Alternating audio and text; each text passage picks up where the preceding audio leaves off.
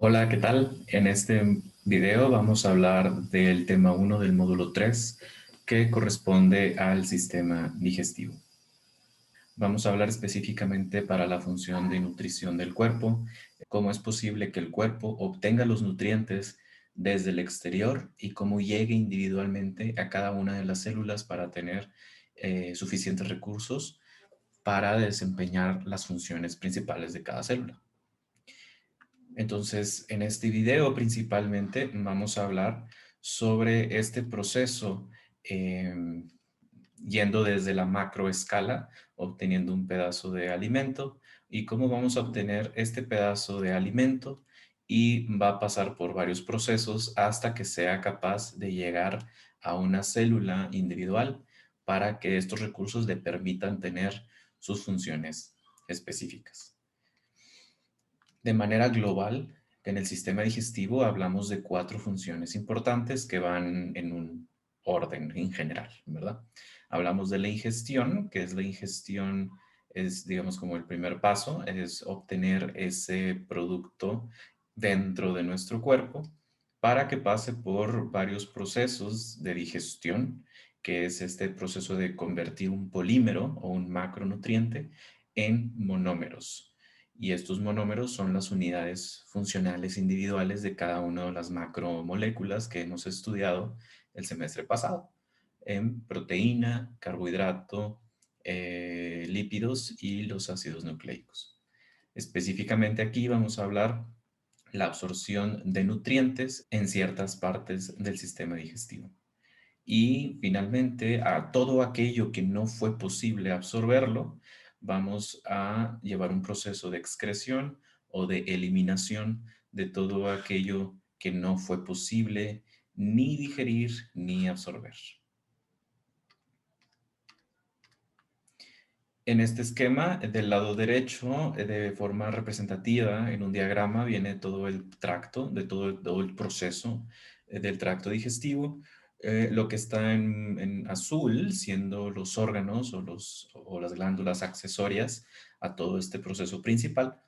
Y en blanco, digamos, son las diferentes etapas del proceso del paso del alimento a través del cuerpo. Esto se puede comparar mucho con un car wash, con un centro de lavado automatizado de automóviles, en donde pues en la primera parte se hace a lo mejor un lavado a mano y luego vas a un proceso en donde se le aplica jabón y luego es el paso de tallar y luego de enjuagar y al final es el secado, ¿verdad? Algo muy similar sucede a lo largo de todo este trayecto que corresponde al sistema digestivo. Entonces, aquí en relación a cada una de las funciones, existe un color para que tú puedas hacer esa conexión entre qué parte del cuerpo o qué parte del sistema digestivo está relacionado con qué función en particular. Si te fijas, los verdes, su función básicamente es nada más para la ingestión, es decir, pasar el alimento ya sea del exterior al interior, o una vez ya que está dentro del sistema, bueno, nada más como de seguir empujando el alimento, pero la boca en particular, si te fijas, comparte función. Una parte también es de digestión, ya que incluimos las glándulas salivales aquí, y esto es lo que produce la saliva, y junto con la saliva existen ciertas enzimas que además ayuda a la digestión de carbohidratos en este caso. La boca, por su parte, también ayuda, pero a la digestión mecánica, gracias a los dientes y esta función de triturado.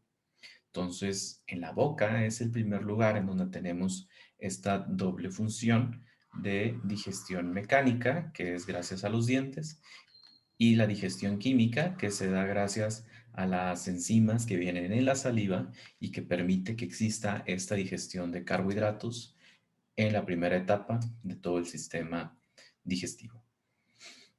Pasando a lo largo de todo este camino, tenemos otras funciones de digestión, aquí sí un poco más general, de las otras macromoléculas, específicamente aquí en esta zona, en donde todo se comparte todo este espacio de digestión gracias a el ácido clorhídrico que tenemos en el estómago y las enzimas que son producidas principalmente en el páncreas y que luego vienen a actuar o a activarse en la primera parte del intestino delgado. ¿Sí? Después de esto, aquello que fue digerido en el intestino delgado pasa a ser absorbido en la segunda parte y tercera parte del intestino delgado, y en el intestino grueso además tenemos una absorción de aguas y sales. Finalmente, todo aquello que no fue digerido pasa a ser eliminado y a salir del cuerpo a través del ano. Del lado izquierdo tienes como el tracto en orden, yendo desde la boca hasta el intestino grueso. Y como órganos accesorios tenemos cuatro que vamos a hablar, que son las glándulas salivales, que se encuentran a la altura de la boca, hígado, páncreas y vesícula, todo a la altura de la primera sección del intestino delgado. Es ahí donde van a depositar todo aquello que produjeron. Hablando del tipo de digestión, ¿qué tipo de digestión existe en el cuerpo? Como les comentaba en la boca, bueno, vamos a tener específicamente el proceso de masticación gracias a los dientes, que eso es lo que permite que exista una digestión mecánica a la altura de la boca, cuya función es físicamente destruir estos fragmentos de alimento.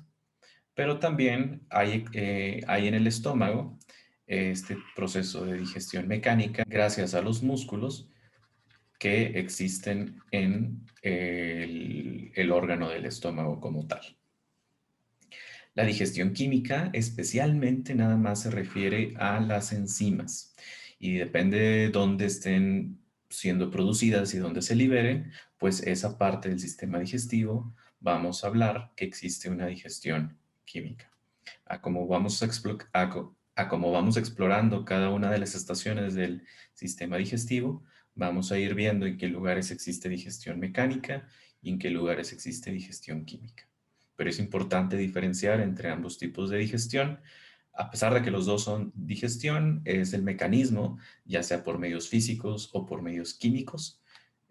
Mecánico es físico, medios físicos como los dientes o el triturado de los músculos, o un proceso químico a través de las enzimas. En la primera estación, o en la primera parada, tenemos la boca. Y en la boca vamos a tener ciertas estructuras que permiten esta primera función de ingestión, pero también de digestión mecánica. Empezando por la lengua. La lengua es importante mencionar y especificar que es un tipo de músculo esquelético.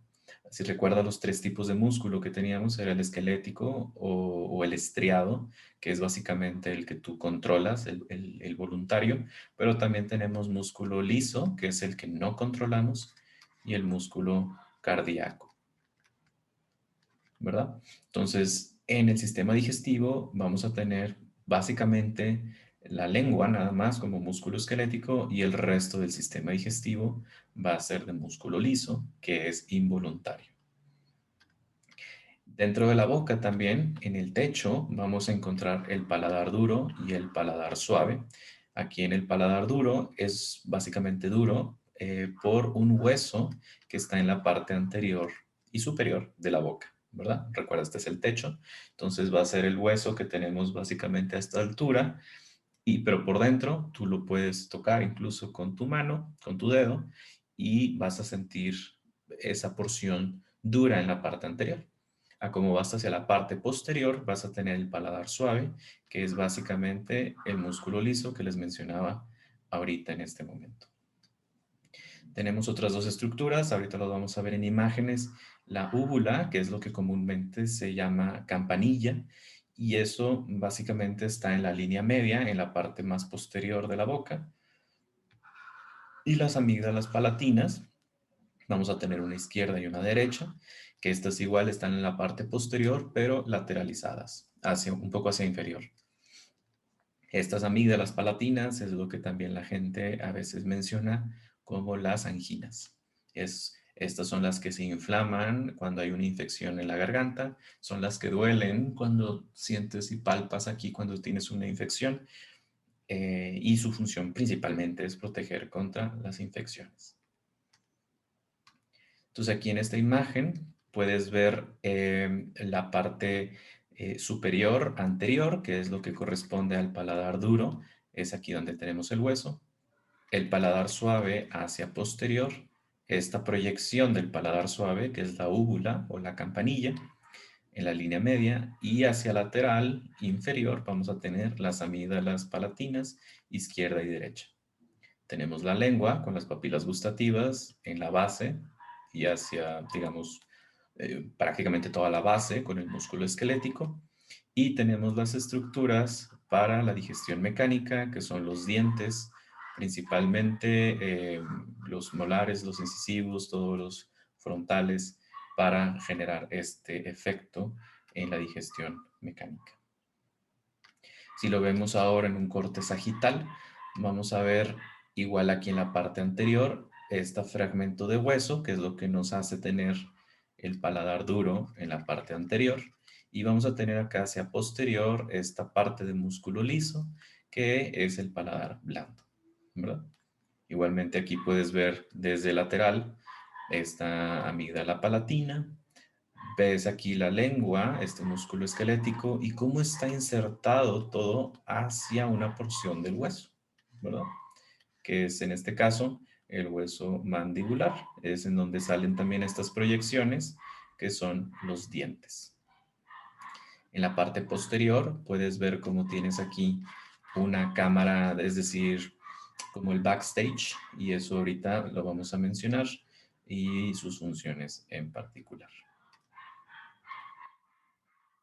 Aquí puedes ver en la animación cómo esa coordinación entre la lengua y el movimiento de la boca en su totalidad nos ayuda también a la fonación, es decir, a hacer ruidos, sonidos, y también en el proceso de deglución. Deglución es el término adecuado para tragar. Entonces, aquí en el lado derecho, puedes ver cómo cierto líquido está acumulado aquí en la cavidad oral y pasa a través de ciertos movimientos bastante específicos de la lengua, empuja este contenido hacia la faringe, hacia atrás, es decir, hasta la garganta, y eventualmente pasa a través del conducto indicado hacia el esófago. Si te fijas, aquí esta parte anterior, que lo que corresponde a la tráquea, al sistema respiratorio, el líquido no pasa y ahorita vamos a ser más específicos en el por qué o cómo. Seguimos todavía en la cavidad oral, en la boca, y es importante mencionar estas glándulas salivales como órganos o glándulas accesorias.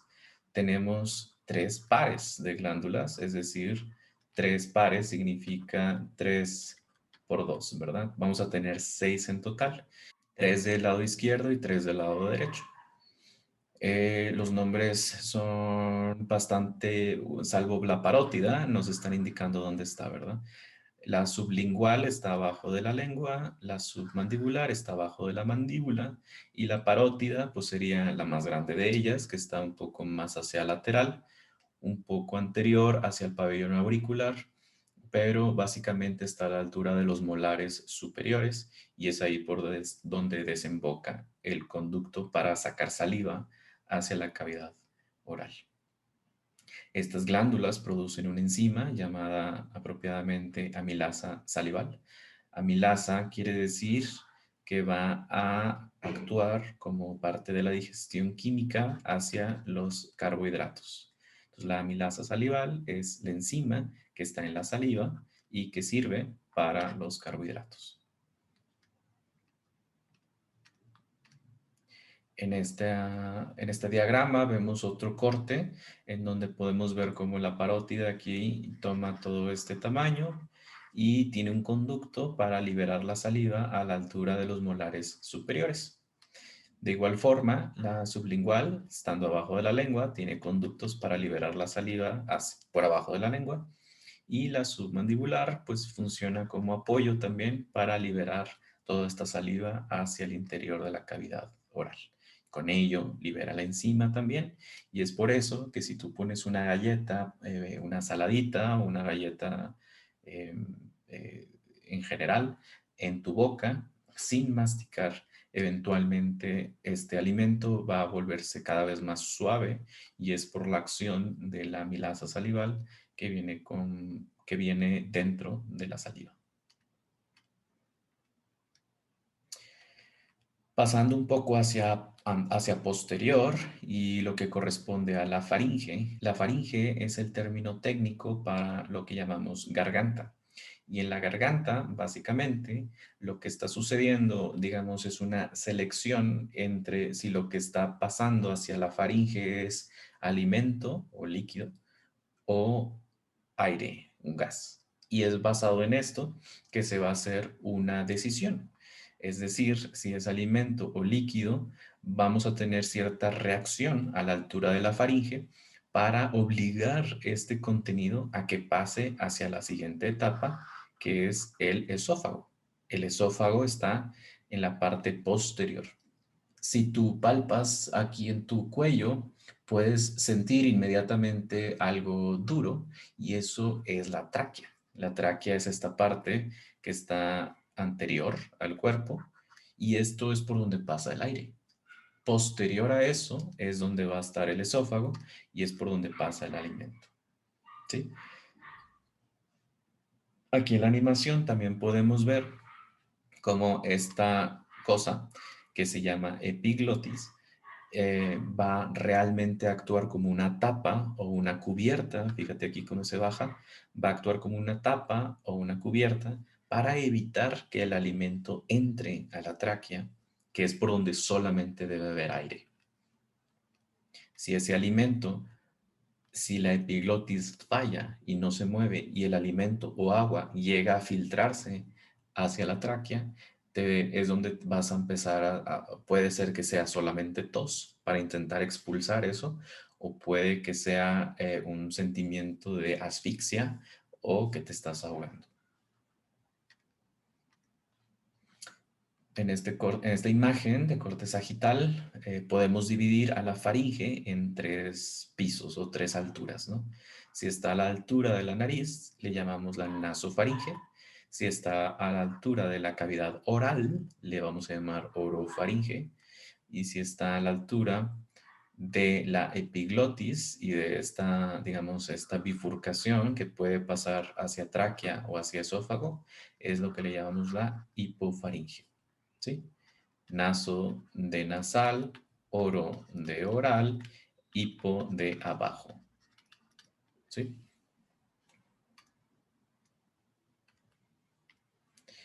Entonces, si te fijas, aquí tenemos este dibujo, esta figura, en donde podemos ver cómo dos estructuras importantes nos ayudan a garantizar el paso del bolo alimenticio, así es como le llamamos a la comida una vez que ya empieza el proceso de digestión, a que se garantice que pase hacia la parte posterior, que es donde tenemos el esófago.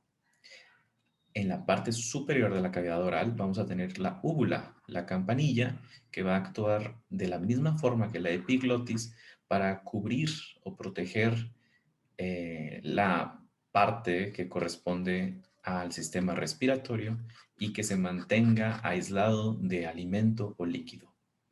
Estas dos funcionan con el proceso de deglución y garantizan que el bolo alimenticio caiga directamente hacia el esófago y que continúe su camino a través de este proceso digestivo. Una vez que el proceso de la deglución fuerza al bolo alimenticio que entre el esófago va a tener estos movimientos rítmicos de forma ondulada que va a permitir que el alimento se siga promoviendo o se siga moviendo en una sola dirección. ¿Sí? El esófago es prácticamente eso, es solamente músculo. ¿Qué tipo de músculo? Liso. ¿Sí? Se puede decir que es un tubo muscular y que gracias a este, digamos, cuando recibe el alimento, tiene esta expansión y esta expansión funciona como estímulo para que siga moviendo de forma ondulada y que se siga empujando el alimento en una sola dirección. ¿Sí? De esta forma garantizamos que el alimento pase por todo el esófago y llegue a la siguiente estación, que es el estómago. A estos movimientos de onda o estos movimientos rítmicos le llamamos peristalsis y esto inicia digamos, en el esófago y continúan todo este movimiento hasta la eliminación del alimento del sistema digestivo.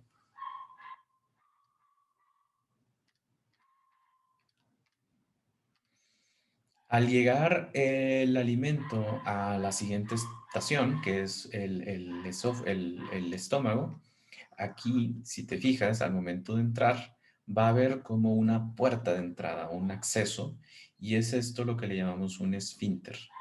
Este esfínter es básicamente producido por el diafragma, este músculo que también nos va a ayudar a la respiración, como lo vamos a ver en el siguiente video, y es gracias a que se abre y se cierra que permite que cierto alimento entre, gracias a la peristalsis, pero una vez que está todo dentro, entonces se mantiene cerrado. De esta manera, el ácido que está en el estómago no se va a regresar porque esto ya va a estar cerrado y entonces nos permite tener este efecto en el estómago de como licuadora o estar exprimiendo con el ácido y los músculos y garantizar que el alimento empiece el proceso digestivo, evitando que el alimento se regrese. ¿Sí? Este esfínter es otra vez músculo liso. Recuerda, todo lo que va a ver acá es básicamente un músculo liso.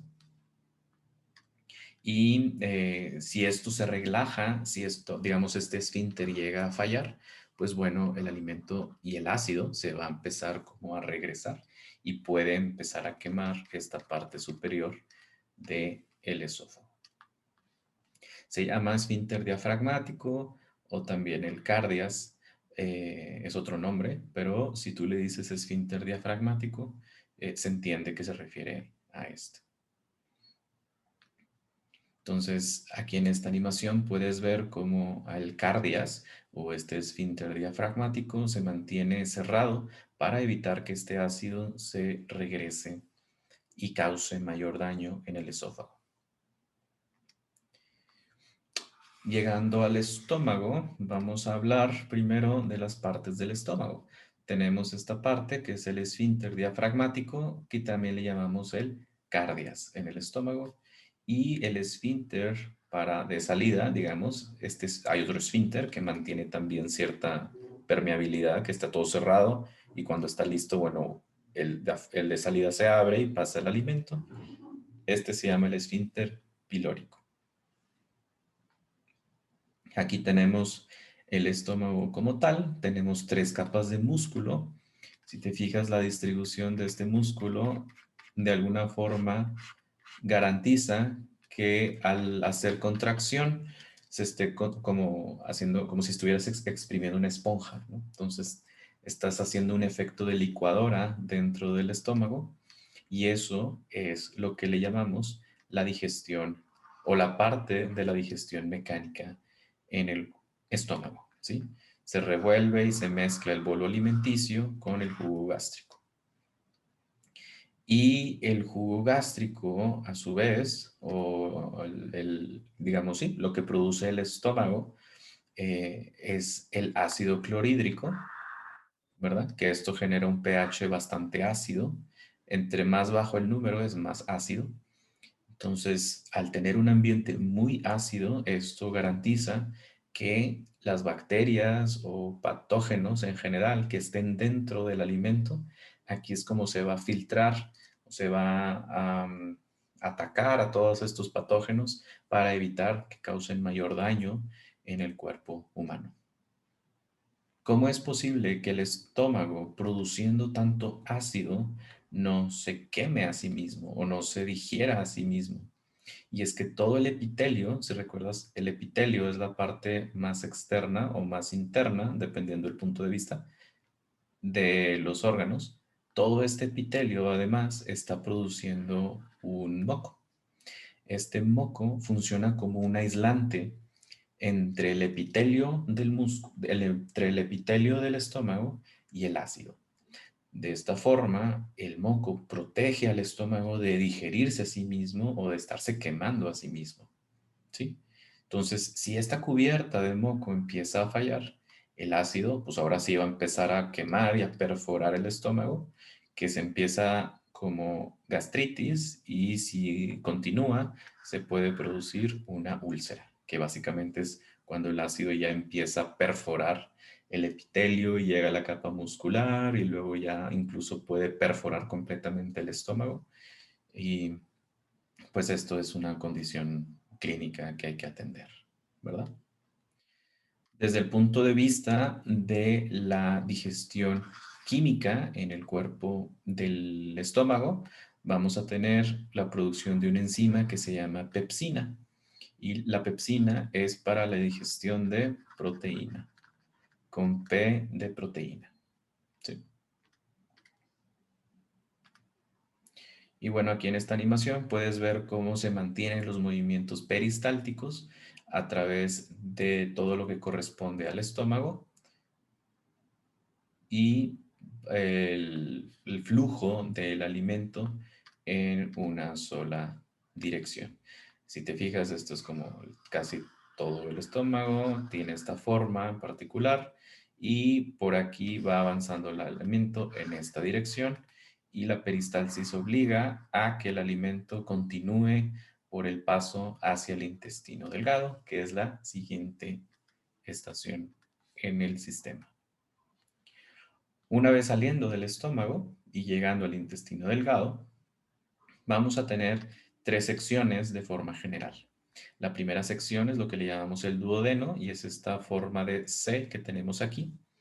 Y la segunda y tercera sección le vamos a llamar el yeyuno y el ilio, ¿sí?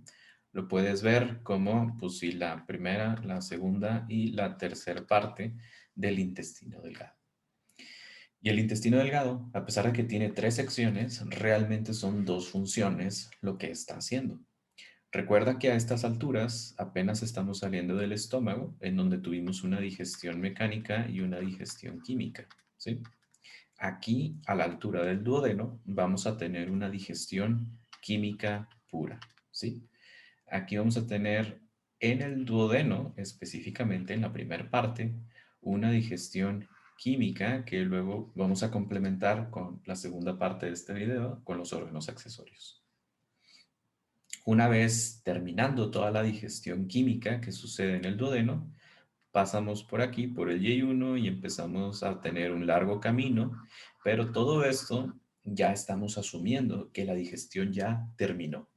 La digestión termina en forma general, termina en el duodeno. Y lo que sigue básicamente es absorción.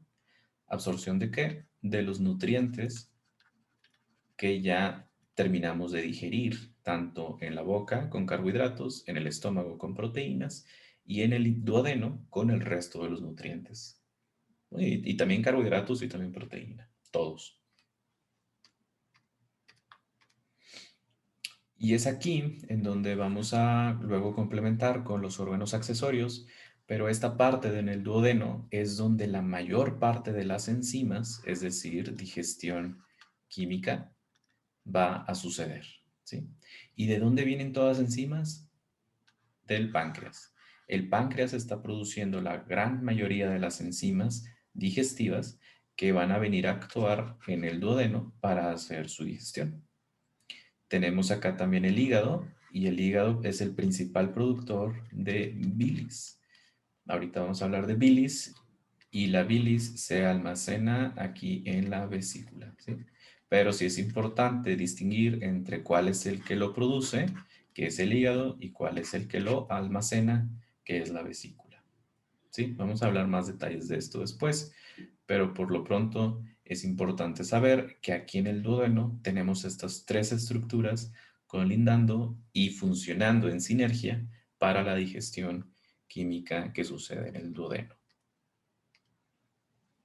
Como les decía ahorita de la bilis, se produce desde el hígado Y la función de la bilis es para emulsificar la grasa. Ahora, ¿qué es emulsificar la grasa?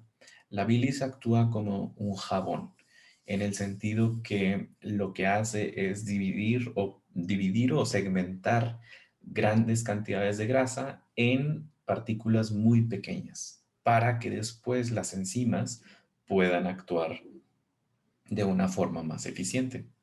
Si recuerdas la grasa, los lípidos no se relacionan bien con el agua, no se mezclan fácilmente con el agua.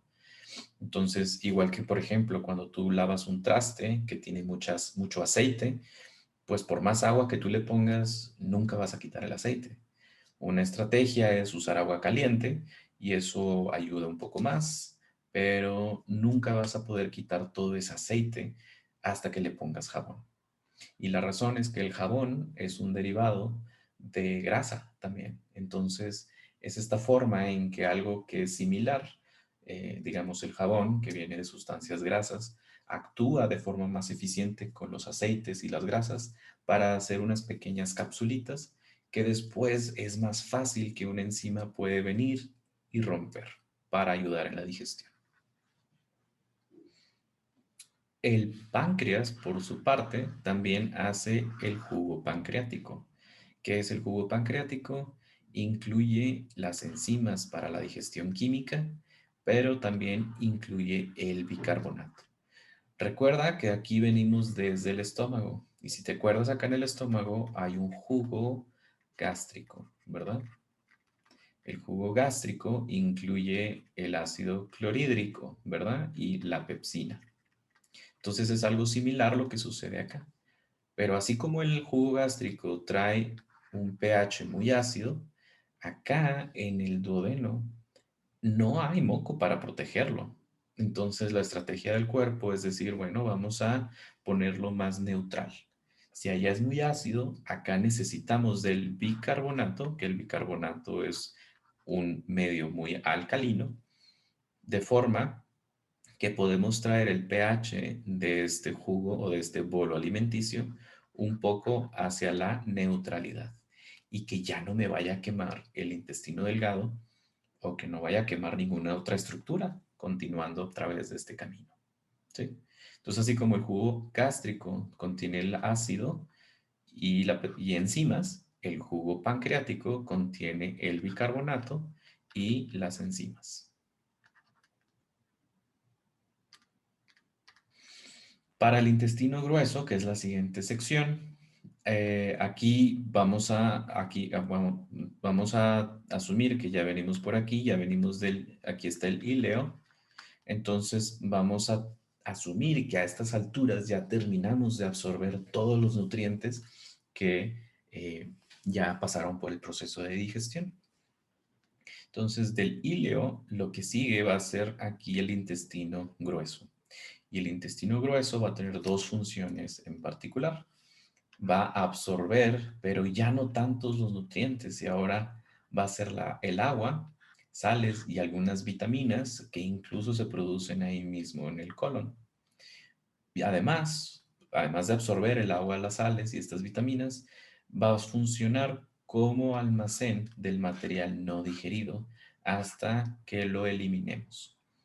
¿Sí? Ahora, ¿cuáles son las estructuras específicas del intestino grueso? La primera sección en donde vamos a recibir el contenido del sistema digestivo va a ser el ciego, que es esta parte que vemos aquí.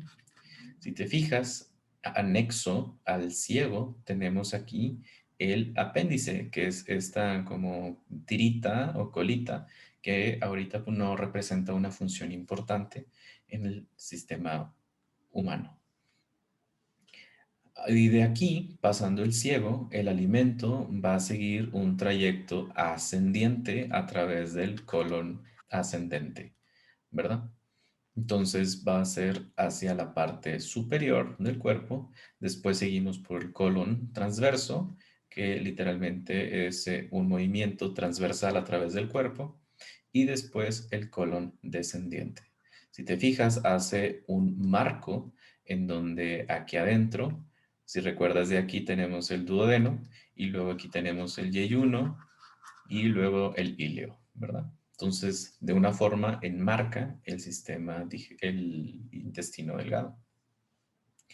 Siguiendo el colon descendente, tenemos el colon sigmoide, que forma esta como estilo de S extraña. Y finalmente el recto, que es de la última porción de almacenamiento de material no digerido.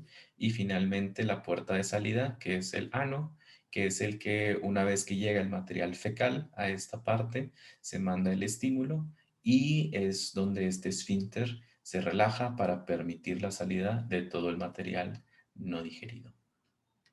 Entonces aquí puedes ver cómo por dentro del intestino grueso se ven como estos anillos característicos y bueno, aquí en este intestino grueso pues está limpio para el procedimiento de una colonoscopía y a pesar de que puede verse que no hay nada de contenido, pues es importante mencionar que este es el sitio en donde viven muchísimas billones de bacterias de distintas variedades y que muchas de ellas son, digamos, benéficas para el sistema humano, generan ciertas vitaminas, incluso para nuestro beneficio, pero también mantienen cierto balance dentro de nuestro sistema o nuestro organismo. Incluso de forma más reciente, ya hay estudios que hacen un vínculo entre las características o digamos la salud de esta microbiota. Microbiota es como se le llama ahora a la flora intestinal. Esta microbiota particular de cada humano, cada individuo, y cómo esto también condiciona a ciertos parámetros en cada cuerpo, incluyendo un bienestar emocional, incluyendo cierta predisposición o resistencia ante ciertas condiciones del cuerpo humano. Entonces, esto definitivamente es muy interesante. Siguiendo con los órganos accesorios, que es lo que va a apoyar al sistema digestivo, a pesar de que por ahí no pasa el alimento, que no es parte del tracto, vamos a tener el páncreas, el hígado y la vesícula. Estos, recuerda, están a la altura del duodeno, el duodeno siendo la primer parte de tres del intestino delgado. Entonces, estos tres como órganos accesorios, recuerda que también tenemos las glándulas salivales a la altura de la boca, donde se está produciendo amilasa salival, pero aquí vamos a hablar específicamente de estos tres órganos que están a la altura del duodeno y que van a tener funciones muy específicas. El páncreas, a su vez, genera lo que hablábamos ahorita del jugo pancreático, que podemos dividirlo en lo que es el bicarbonato y las enzimas digestivas. ¿Sí? El hígado que tenemos acá va a generar su bilis y el exceso de bilis que no se esté utilizando se va a almacenar en esta bolsita con forma de pera que le llamamos la vesícula.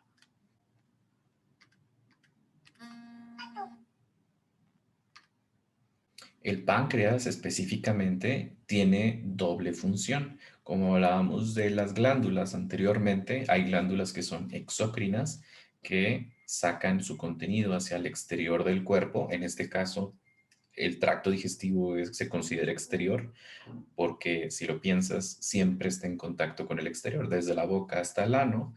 Es como un cilindro que es casi aislado del resto del cuerpo. Entonces, cuando todas estas glándulas, como en el car wash, avientan su contenido hacia el sistema digestivo, de alguna forma se habla que es hacia el exterior o hacia la parte externa del cuerpo humano. Pero también tiene una función endocrina, es decir, hacia adentro del cuerpo. En este caso nos hacemos referencia a la sangre, ¿verdad? Entonces, exócrina es hacia el tracto del sistema digestivo y endocrina es hacia la sangre. Y la parte exócrina del páncreas es lo que ya hemos hablado antes. Va a tener el bicarbonato para neutralizar el pH de la acidez del estómago y va a tener tres enzimas digestivas. La amilasa pancreática, amilasa es para carbohidrato y pancreática nos dice de dónde viene. Si recuerdas, había otra amilasa que era amilasa salival. Entonces, amilasa salival, glándula salival, carbohidrato. Amilasa pancreática, páncreas, carbohidrato.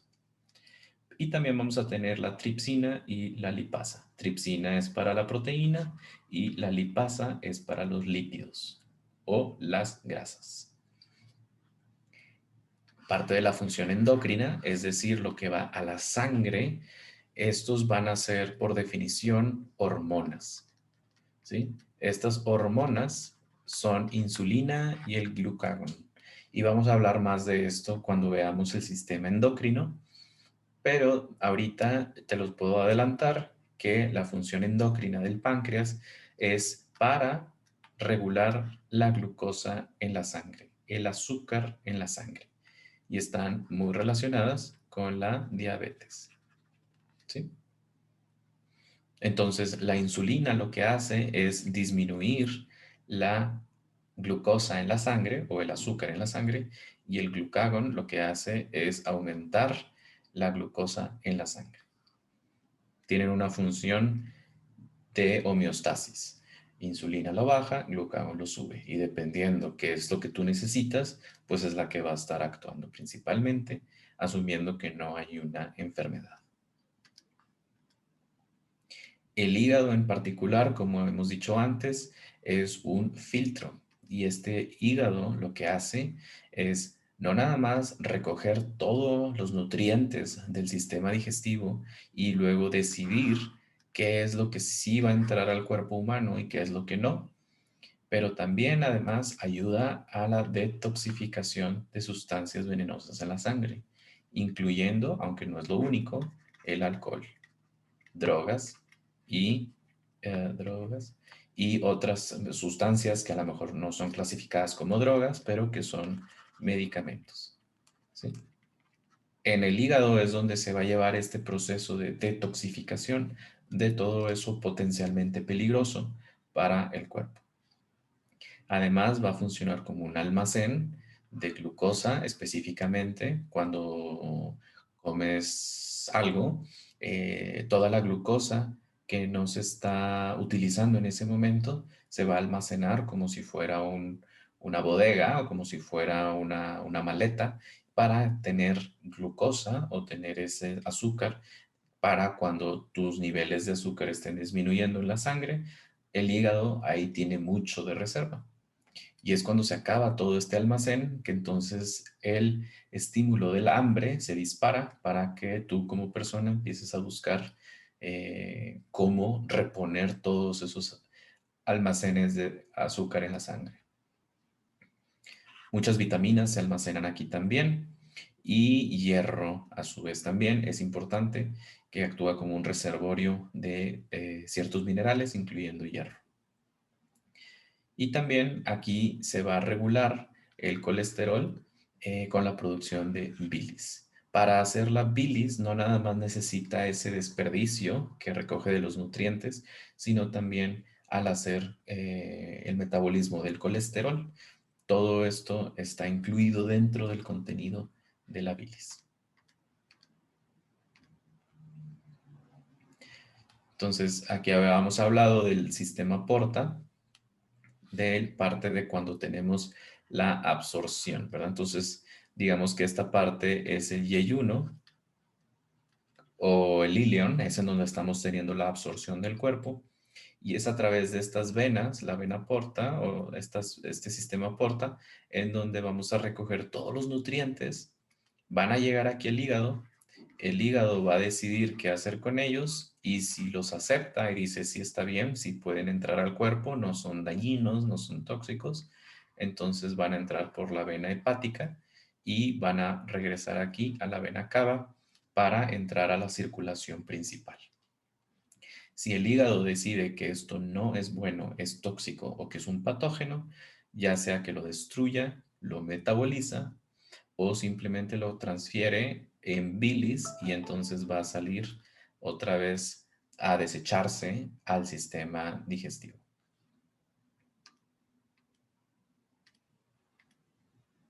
Esto es básicamente otra representación de lo mismo. Se recogen todos los nutrientes a través de estas venas incluso del estómago, y va primero al hígado para actuar como una aduana. Esta aduana va a decidir que sí, que no, y lo que sí entra a la vena hepática y luego a la vena porta, y lo que no lo va a tirar a través de bilis o metabolizarlo u otros sistemas. ¿Sí? Este es un esquema representativo que hace conexión también con los otros sistemas que vamos a hablar en el módulo 3. Aquí estamos hablando del sistema digestivo. Recuerda que el sistema digestivo está como en el exterior. Entonces, estos nutrientes van a pasar aquí a los intestinos, al estómago, van a pasar a través del sistema porta hacia el hígado y el hígado va a decir sí o no, y si dice que sí, bueno, entonces ya lo mete a la circulación principal. De una vez te adelanto, con los pulmones funciona algo similar, en donde tenemos el alveolo, lo recoge y lo manda a la circulación principal al corazón. Acá tenemos el sistema, el circuito principal de la parte superior y la parte inferior, y todo esto viene a regresar al sistema cardiovascular para que se distribuya a su vez otra vez por todo el cuerpo. Y acá tenemos el sistema excretor con los riñones haciendo exactamente lo mismo. Sí, entonces la vesícula habíamos hablado que es como una bodega o un almacén de bilis. Realmente solamente es el exceso de bilis. Y cuando hay un estímulo porque estás comiendo algo que tiene mucha grasa, entonces la vesícula se va a exprimir y entonces este contenido de bilis va a salir hacia la circulación, va a salir hacia el duodeno para ayudar a la digestión de las grasas. Particularmente la bilis en su mayoría es ciertas formas de colesterol que el cuerpo, el hígado en particular, utiliza para crear esta bilis. Recuerda que la bilis es como si fuera un jabón, entonces principalmente está hecho de grasa para la digestión de las grasas.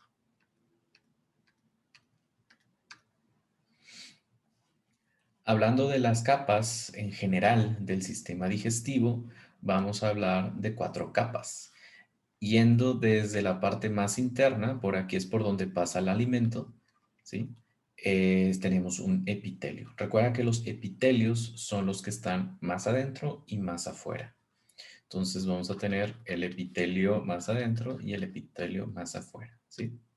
El epitelio más interno se le llama mucosa y la mucosa es donde tenemos esta primer pared que es con la que estamos teniendo varias funciones, depende de dónde estés. Si estamos en el intestino delgado, en la porción yeyuno-ilion, la función de este epitelio va a ser absorción, ¿sí?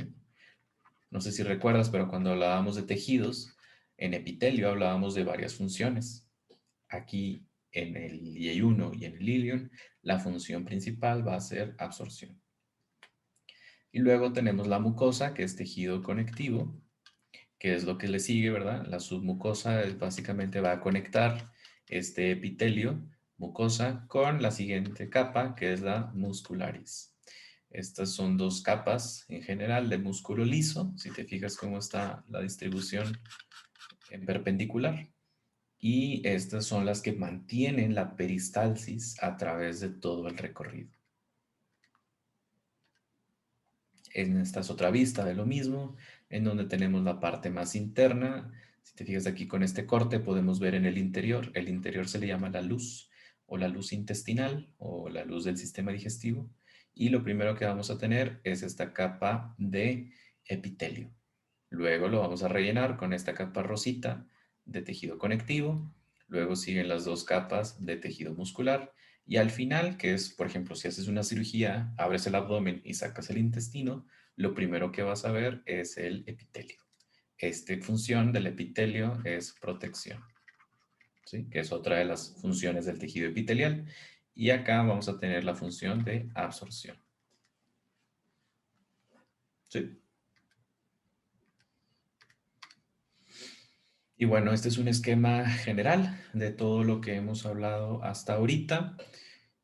Y hablando de algunas enfermedades o algunas lesiones, asumiendo que se pierde un balance en alguna o en todas de las estructuras en este sistema, vamos a hablar primero de la enfermedad por reflujo gastroesofágico, ERGE en español, GERD en inglés, pero básicamente el significado es el mismo, ¿no? Hay una falla en este esfínter que habíamos hablado antes, que le podemos llamar el esfínter diafragmático o el cardias. Y entonces aquí, digamos, no está suficientemente bien cerrado y hay un retorno, hay una regresión del ácido que está en el estómago y empieza a quemar el epitelio del esófago. Y entonces, depende qué tan intenso sea y cuánto tiempo haya pasado, este nivel de quemadura puede ser mayor, menor, el nivel de dolor puede ser incluso mayor o menor, ¿verdad? Es importante considerar que a mayor edad esto puede, digamos, presentarse con mayor facilidad, pero por ejemplo, el tener una comida muy abundante muy tarde en la noche y luego irse a acostar, pues esto no está ayudando para nada, ¿verdad? Porque, pues digamos, también hay un efecto mecánico, hay un efecto por gravedad que pues si tú llenas el globo del estómago y luego te acuestas, pues no estás ayudando a que esto se mantenga abajo, ¿verdad? Esto puede ser causado por un aumento en la cavidad abdominal. Si recuerdas cuando hablábamos de cavidades, tenemos la cavidad torácica, el diafragma, aquí está donde está el cardias o el esfínter diafragmático, y luego lo que sigue abajo del diafragma tenemos la cavidad abdominal. Si por cualquier razón o múltiples razones la presión en la cavidad abdominal aumenta, pues esto está empujando mecánicamente a que cuando el estómago esté lleno, se regrese este alimento y empiece a quemar el esófago en la parte baja o en la parte intermedia. ¿Por qué motivos puede aumentar la presión en el abdomen? Pues puede ser por obesidad, esa cantidad de tejido adiposo, grasa que está presente ahí. Pues imagínate, a mayor grasa o a mayor obesidad, eh, si tú te acuestas, pues el peso de todo este tejido adiposo pues empieza a generar presión directa en el abdomen y eso puede aumentar la presión. Asimismo, en el embarazo esto es a veces común, precisamente pues porque el cambio anatómico, el cambio de la distribución de los órganos en la cavidad abdominal, desde la pélvica hasta la abdominal en la mujer, fuerza ciertos órganos a irse hacia superior y pues mecánicamente está empujando el estómago y puede causar también esta condición.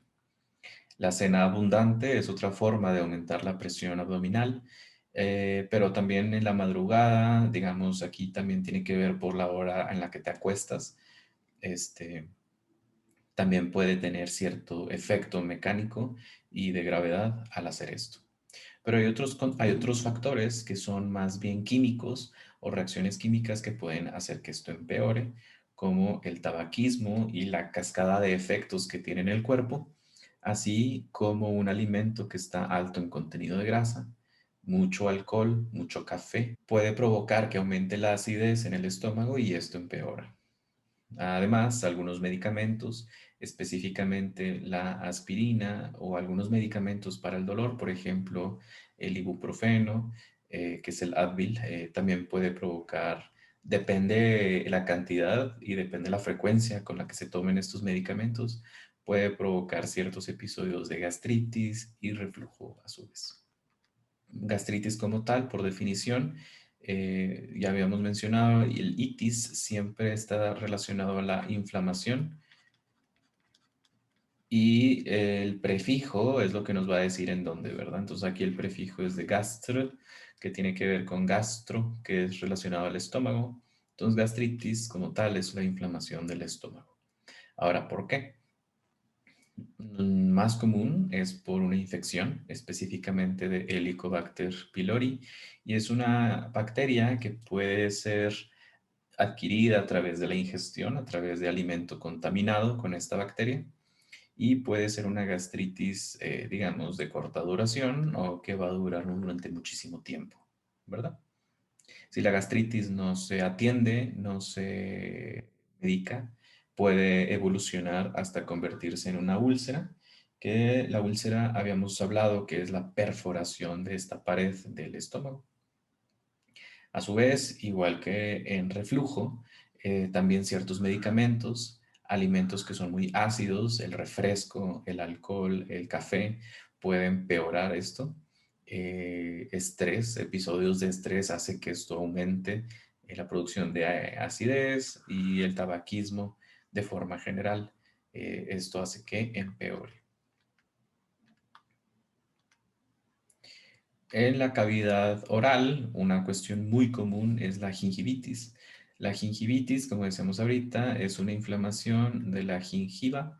Gingiva es raíz para encía y es en esta parte, es en el borde dental, lo que está, donde está el diente, digamos, anclado en la encía, que puede ser por mala higiene dental, que es lo más común, pero también digamos, puede ser por cambios hormonales en algunos casos. En general, esto es por placa, ¿verdad? Puede ser por la acumulación de alimento, de residuos de alimento que están presentes ahí y se empiezan a acumular por debajo de la encía. Esto normalmente se presenta uno con el color rojo característico que a lo mejor en otras partes del diente no se ve, en otras partes de la boca no se ve, por ejemplo aquí, que es un poquito más rosita comparado al que tienes acá arriba, ¿no? Entonces, puede presentarse con sangrado también al lavarse los dientes, que las encías empiezan a sangrar. Pues bueno, eso también sugiere que hay un problema ahí en la encía y que puede también producir mal olor.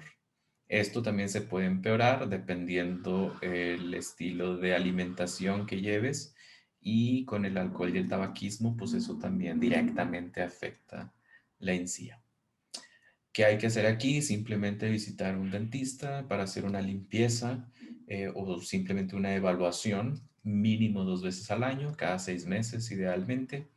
Y es importante atenderlo porque esto puede desencadenar una infección, además de la inflamación, que incluso puede llevar a la pérdida de dientes.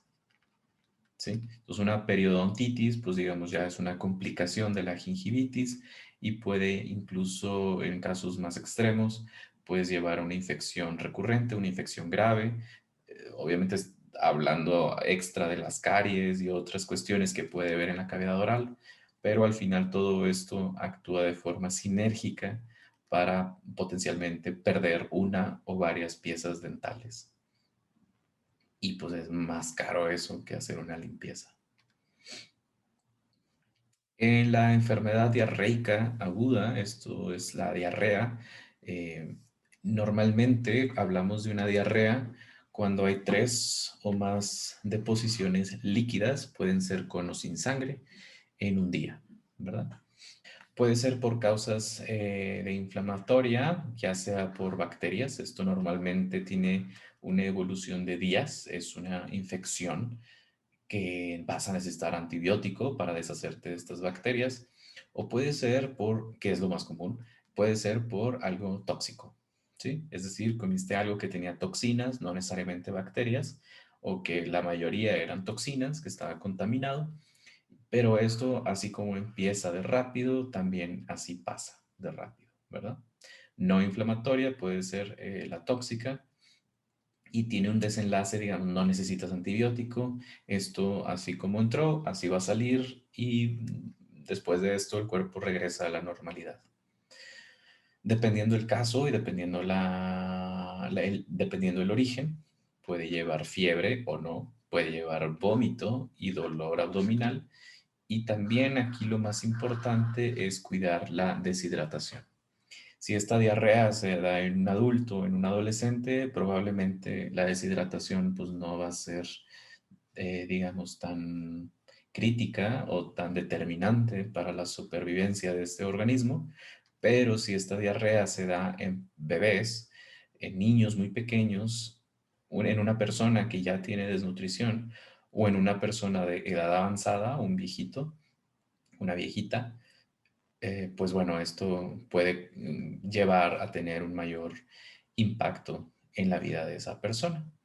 Entonces, la deshidratación, este es un punto importante a tener en cuenta en el paciente que tiene diarrea, peor si además también tiene vómito, porque tanto la diarrea como en el vómito está perdiendo una cantidad importante de agua que no se está absorbiendo. Recuerda que el agua se absorbe en el intestino grueso, en el colon, y toda esa agua que se está tirando en la diarrea significa que nunca se absorbió.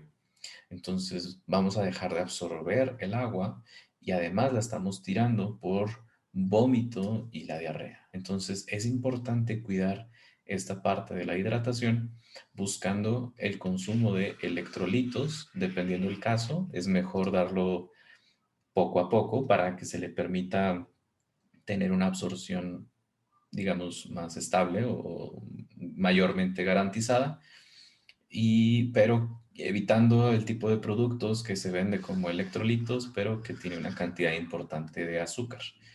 Entonces es mejor acudir con un producto que claramente está marcado como un electrolito. En México, en los centros de salud, existen los suero vida oral.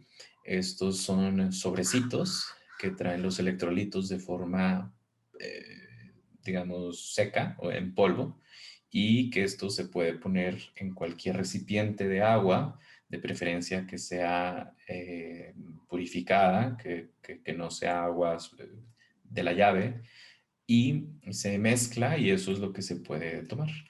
Nomás sí es importante mencionar que se debe consumir de forma, pues digamos, pausada, que no se dé el fondo a la botella, porque a veces el sabor provoca que le dé más náuseas a la persona y puede vomitar todo el contenido que estaba en el suero.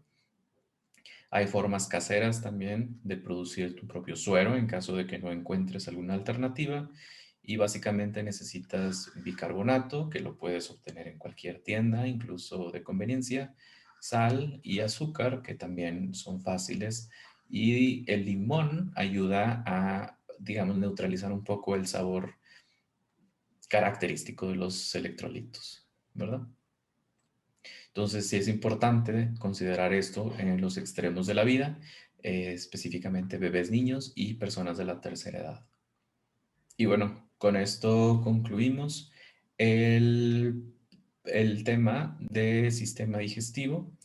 Y bueno, entonces vamos a continuar con el siguiente video que corresponde al sistema respiratorio, que digamos que es como la segunda parte del módulo 3 en donde realmente los tres sistemas, el digestivo que vimos hoy, respiratorio y cardiovascular, funcionan en conjunto para mantener los nutrientes y todo aquello esencial dentro del alcance de las células y de la mayoría de los sistemas del cuerpo humano que sigan funcionando.